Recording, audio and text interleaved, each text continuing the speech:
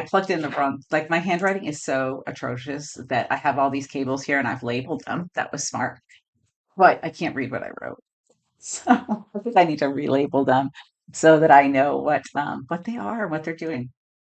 So just I was had a little bit of trouble just kind of getting back in the groove here, like probably everybody else. After you're off for a few days with the holiday, I was away with my family and had a great time. I hope you guys did too. And I appreciate all of the warm wishes on the channel for happy holidays. And if you guys had a fun holiday, go ahead and drop it in the comments and let me know. Nice to see you, Cheryl. Two Cheryls. Um, and so it was a little discombobulated, but I did get back on my schedule today. I got up and I went for a short run and after not running for a couple of weeks because I'm a baby and it's too cold here in Florida for me to get up early and run. It's like 43 in the mornings. And so that was too cold. So I finally went back to running today. It was like 63 when I went. So, anyways, and I also worked on the boot camp. So I'm going to put some promo out probably early next week. But January 20th is going to kick off the boot camp. I recorded a video, did my first handout, and we're going to kind of do it like live, 12 weeks straight, where we're going through each part of writing a book. So, writing the turning point, writing the black moment, writing every part of it that comes that you need to worry about. And then also talk about revising and things like that. So there's going to be a different video each week, videos that are not on the channel. And the sign up, I'll put that out sometime early next week and let you guys know because I've got to set all that up on the website for that. So just another thing to add to my list, which hopefully I'll get all that done this weekend. So today I've got a little bit of a prompt for you guys because I was, with family, with my in-laws for the holiday. And so it made me think about what kind of holidays your characters might have had with their family members, which can always be complicated, right? Um, and what happens during this is we write for 10, 15 minutes, then come back and we talk about writing. So if you have questions on your book, you just drop them in the comments, then I can answer them. And then, hey, Tearstone, nice to see you. You would have gotten a kick out of my audio issues in the beginning. It's just par for the course. It was me. It was all me. It was not the OBS software. And I did, by the way, everybody, I did cancel my StreamYard and they gave me a refund on the year that they had charged me early. They charged me like 2 weeks early for the next year. And so they gave me all my money back, which was good. But now they're on my never use list because I was really upset that they went and charged my credit card 2 weeks earlier than they were supposed to. Then my subscription ran out. So anyway, so we write for 15 minutes and we answer questions in between, and I'll put up a prompt during the writing thing. I did not get my timer running yet, so I'll pull that up. And you guys can work on whatever you want. For me, I'm probably working on, actually, I don't even remember. I never remember how to do the timer. So um, for me, I'm probably going to be working on the book I've been working on because I decided that I'm going to have to do something else with it. Like I didn't think that it worked very well with what I had. I have a prologue and then I had another character story running after that, and I couldn't really make them go together the way that I wanted to. Probably because I let it sit for 6 months or 8 months before I remembered, and then I forgot what I wanted to do. So kind of lost the thread there on that plot. So I'm going to start writing something new and see what happens and if it goes along with the prologue that I've got. And other than that, that's basically it. So let's do a 15-minute. Oops, I got to redo the timer because I got to find it again. Let's do 15 minutes of writing, and I can't find my timer. So we're just going to have to go with the 14 minutes because I can't find the timer. I'll find it before the next one.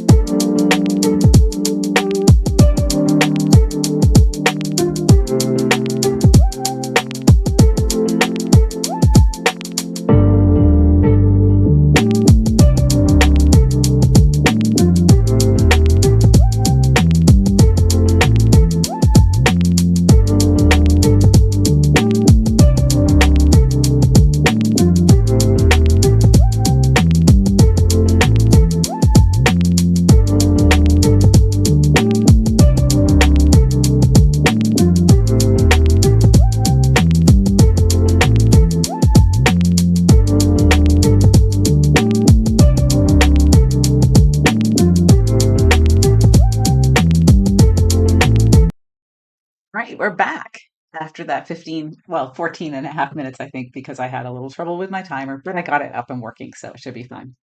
And Tearstone working on Sid and Amara's story some more with my writing buddy and partner. That's awesome. I used to have a critique partner, and I swear it was the only thing that kept me writing sometimes, especially when I kept getting rejected because we would meet once a week at a coffee shop and I didn't want to show up empty handed. So I'd always have some pages.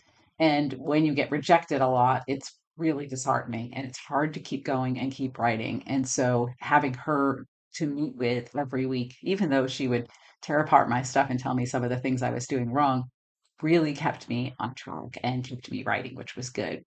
Um, let's see. I'm working on a paranormal, like a supernatural suspense, but I'm not sure because it's still taking some shape. Um, and Tearstone working on ordering the groceries. That sounds like my life. I got to go tomorrow again because there's like 7,000 things you always forget. Miss Blogger, what would happen if my characters only had internal goals, motivation, and conflict, and external goals, motivation, and conflict were all just plot? Well, they're both plot. So there's an emotional plot, which is the internal, and there's an action external plot, which is all of the external stuff. So you have to have both. You have to have emotional development and an emotional storyline to keep the reader hooked and connected with the characters. And then you have to have stuff happen, which is the external plot. So you have to have both. And they are both plots. They're just two different kinds. If you think of external as action and internal as emotion, then you can kind of see how it works in pretty much everything. Hi, Wendy. Nice to see you. I'm so glad you're here. And how do I know if my character's internal and external goal, motivation, and conflict are strong enough to write about? You start writing. I mean, sorry to be blunt, but you've got to write it to see if it's working. And you can plan it and think about it and plan it and think about it for eons. But if you don't actually start writing, you won't see what some of the problems are. So you have to start working on it. And a lot of, at least for me, a lot of it comes out as I work on it and as I start to get to know the characters. And you can always just write like a scene and then go back and plan and plot a little bit more and then write another scene as you're kind of figuring out what your approach is and what your best way of writing is. You could stop and start as much as you need to. The thing is, you don't know what your writing approach is until you've written a bunch of books. So you figure out what works for you as you do it. I liken it to basketball a lot, or just any sport, but you have no idea what you're good at on the court, or what you're bad at, or what you need to work on, or whether you even want to play basketball unless you actually go play basketball. You can watch it, you can talk about it, you can read about it. None of that teaches you as much as going and playing it. So you've got to write, just write and see where it gets you. And nice to see you here, Fred, for the first time. And Wendy, I totally get that yeah, life gets in the way. And and for John Wick, the killing of the dog was the emotional plot, right? Like he doesn't have a lot of ties to people because didn't his like girlfriend get murdered or something? I've seen them all, but like we watched them all in one weekend. So I don't remember all of the different plot lines, but that's like his best friend. And so the killing of the dog really set him off because that was an emotional thing for him. That was like threatening his best friend or killing his best friend.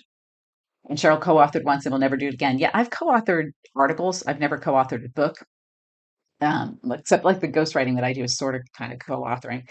But yeah, I don't think I could co-author a novel. I've had lots of offers to co-author with people, and I don't know. It seems like more work to me than I would like.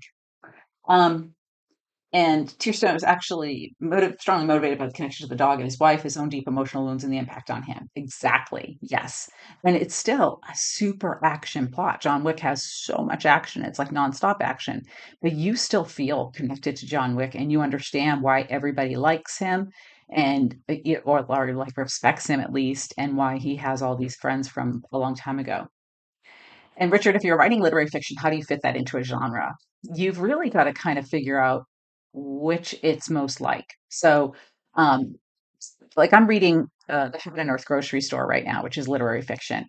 And he has a lot of backstory, but he has a beautiful way of writing.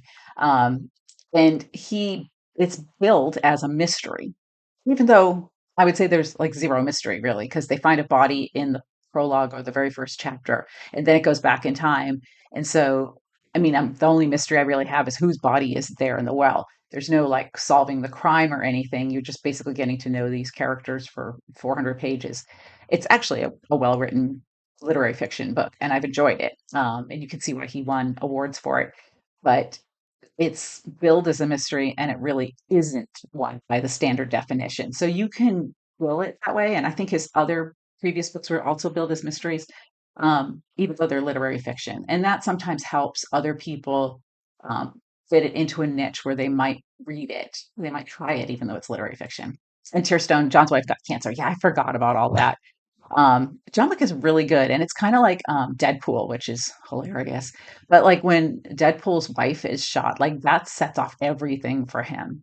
So, um, and Cheryl wrote a nonfiction co-authored book. Yeah, that would be a lot to do. For sure.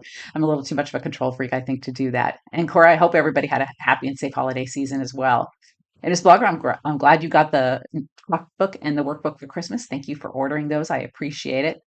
And in Tearstone role playing background, where two or more people take on original characters and collaborate in a round robin fashion. Oh, like Dungeons and Dragons, which I think is actually kind of cool. I love the round robin type story. I've never played Dungeons and Dragons, but I kind of like the whole concept of it. I know a number of people that do. And I do think it teaches you to tell a story in different ways. So I think that that's cool. It's kind of like writing fan fiction, right? Like getting your toes wet in just that, which is cool. So let's try another 15 minutes and see what you guys write. And I'm going to try to see if I can make this book start to take shape in some way, shape, or form. I still haven't decided what it's going to be about. So I just have this great prologue and nothing after it. So I got to figure out what I'm going to do from there. All right.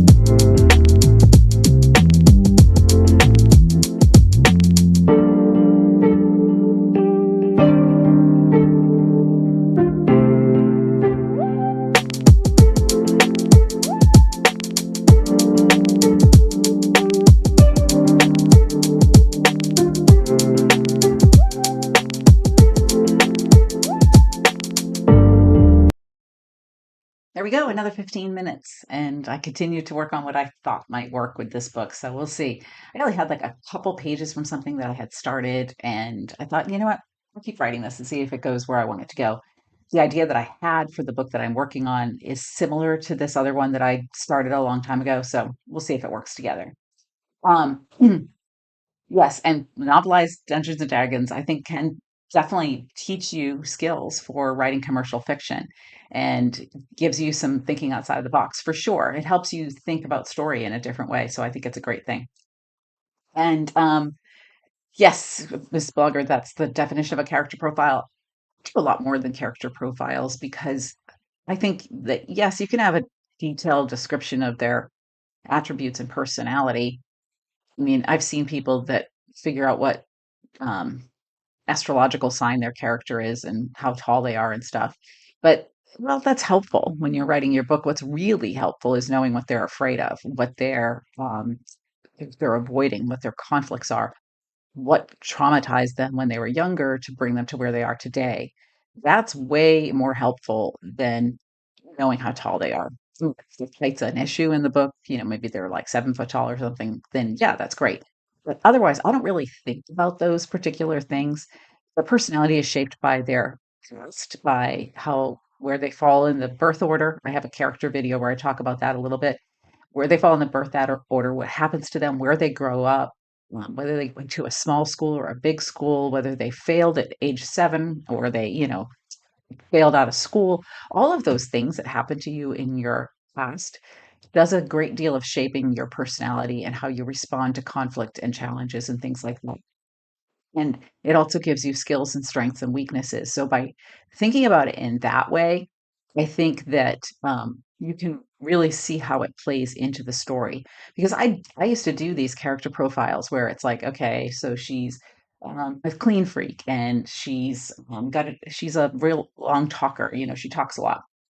It doesn't help me in knowing how she's going to respond to a challenge, how she's going to respond when her life is threatened, or how she's going to respond when her grandma needs money. I need to know how they're going to act, how they're going to react, and what they're going to do after that. So it's more helpful, at least to me, to know what their skills and strengths and weaknesses are and what the trauma in their past has done to them today, because that affects a lot of things that we choose in our lives, particularly in the relationships we have with others. So if you read any self-help books or go to therapy or anything, you can see all those connections between our past and our present and how that affects it all that stuff nobody likes to think about or talk about. And yes, Cora had the same thing happen under the writing sprint and have the basis for another book as if you needed another, right? I have like 17 started on my computer and undertaking it without an outline. I love that because I didn't use an outline either. And Tearstone trauma makes for some of the best characters. It really does. And it doesn't have to be, as I've said before in videos, a massive trauma. It just needs to be something that impacts them. Being left out of the birthday party when you are 9 and your whole class is invited can impact you in ways that you may not think it does, or can impact your character. And like my son just told me yesterday, he came over, we did our Christmas together with my husband and stuff. And he said when he was in school and he was being bullied or something, he remembered that I took him to a comic book store and bought him every comic that he wanted. It's like 4 of them, it wasn't a ton. And he still remembers that from when he was like 11. And I don't even remember. I think I vaguely remember going to a comic book store with him, but I don't remember it because it didn't impact me, but that impacted him. And it told him basically that his mom would kind of have his back if things were going rough. And it inspired his love, I think, for comics and art and stuff like that, or was part of it.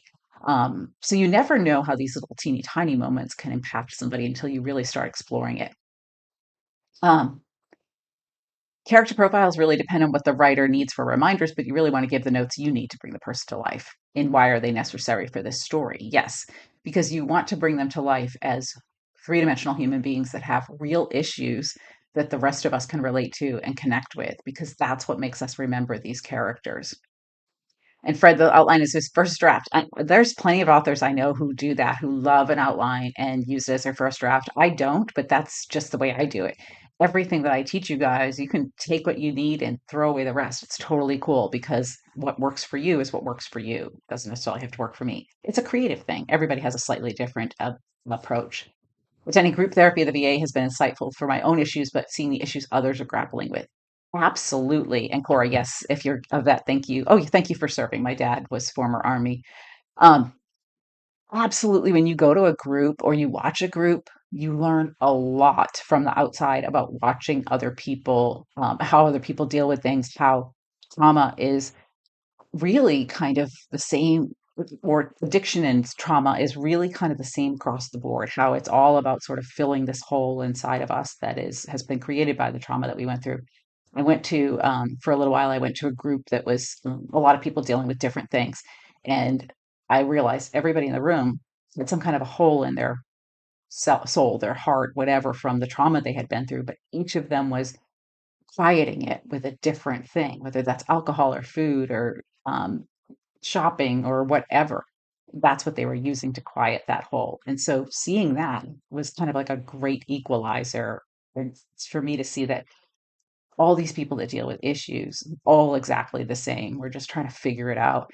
And it doesn't matter if you're a billionaire or if you're living on the streets, we all have that kind of same thing that we need to conquer and overcome. And on the page, we get to do that for our characters a lot easier than we do in real life, which is good. So let's do one more quick little 15-minute burst and see what we can do.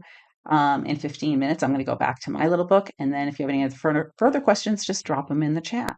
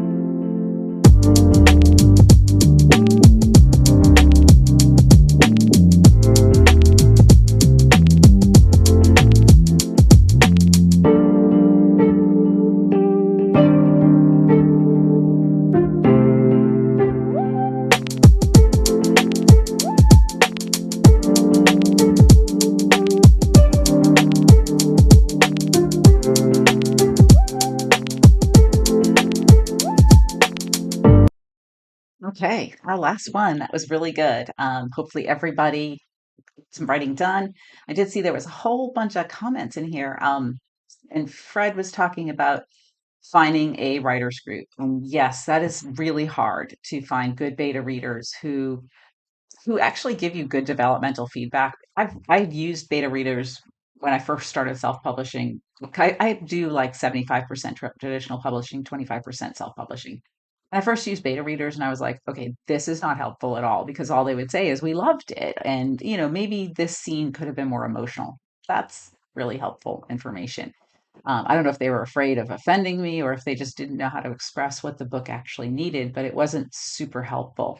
So what I needed was like, and a professional, like somebody that actually knew what they were doing. Now I realize that it is not a full developmental edit, but on every other Monday, I do manuscript feedback and I just dropped the link in there. Um, for you guys to sign up. It's 200 words, which I know Kirsten and I talked about this last time, that it's not a lot for me to look at, right, and analyze. But if you guys pay attention to what I say in the manuscript feedback sessions and maybe even watch the ones where I have gone over, like sometimes people submit every time. And so I've got that same person's work every couple of weeks. You can see that I'm saying kind of the same thing a lot of times, especially to everybody. And those of you who are on here who are in my mastermind know that a lot of people struggle with the exact same thing. It's mostly the internal plot or kind of getting to the action soon enough. And so submit 200 words and it's free and but I'll do it on the live. So it'll be on the live. I'm just like scattered here for words. And the next one I think is this coming Monday. So if you guys haven't submitted yet, that would be a good time to do that. That will give you some developmental feedback. And you've got to really find a writers group with people that are driven at the same level as you. I think, at least for me, that's been really helpful to find an agent that was at the same level of drive as I had, to find a critique partner that was at the same level of drive as I was, so that they would keep me going and they would do the things that would help me get to that next level. So I think that really helps. Finding a critique group I found my critique partner in a like real life writing group. Sometimes that's not really possible. They're not as plentiful as they were when I first started, but it is helpful to actually meet with somebody, I think. Um, and yes, the line by line does come later. And yeah, Readsy, I did not think about Readsy, Cora. They are pretty good. They have some professionals in there. I have not worked with them, but I know many of the people that work at Readsy. And I'm really excited that you paid for the cover art on the already. So you've already got like that set up there. It's an ouch. It's always an expensive proposition, but you don't want to look like your cousin made the book, right? Like you want to look like a professional. So paying a professional cover designer is pretty critical. When the book looks like your cousin did it in the garage, people are going to be less likely to take a chance on the book. If you guys haven't seen my video on why being a small author is hard, I talk about that. Like people want to know that this is going to be a good experience before they buy it, particularly if they don't know you. So the cover is pretty key in starting with that. Um, and so there, I put the link in there. So if you guys, and yes, actually, Tearstone, go ahead and send some more. I would love that. Um, and everybody, yeah, inactive on the site. I noticed that in the YouTube stats. Like I can tell when people are there and not. Hey, it's the holidays. Like everybody's eating pie and having some wine or spending time with family, or maybe both while they're spending time with family. So yes, absolutely. I get that things come and go, and that's why I'm going to start the boot camp on January 20th. So like I said, I recorded the first video. I'm going to work on that this weekend and get it launched on January 20th, and it'll be one it will not be a self-paced course. It will be one new lesson each week, and you guys will have your own forum to ask questions. And I think I'm going to add a couple of live streams that are just for the people in the boot camp, so you guys can ask questions in that. So there'll be private live streams, and maybe we'll do the manuscript feedback kind of thing if people want that as well. And maybe I could do a little bit more depending on how big the group is. Um, and yes, I totally get that. Health related, yes, it's also can set you back. My poor daughter had pneumonia during Christmas. So, and I'm gonna, it's both on here on and on the site core. Like people just kind of drop off during the holidays, but it's sort of like picked up. It was weird. Like I got a ton of new subscribers on Christmas, which was kind of weird to me because I was not thinking about YouTube on Christmas, but I'm glad other people did. So thank you for that. All right, I'm going to drop that link in there again. So the next one will be Monday at 3 o'clock. So you have time. You've got to get the pages in ahead of time. So I have time to look at them. So ideally, like today would be fantastic. So I have enough time to go through them. Because if you guys have seen from other previous manuscript feedbacks, we put a lot of effort into giving you the developmental edit on those 200 words. And you can learn a lot. Believe me, you really can. So I thank you all for joining me today. And yes, new followers are always a gift. I'm always so stunned when I have that. So thank you all for joining me today. And I'll be back on Monday and then hopefully next Friday. Depends on, I think New Year's is Wednesday, right? So next Friday should be fine. And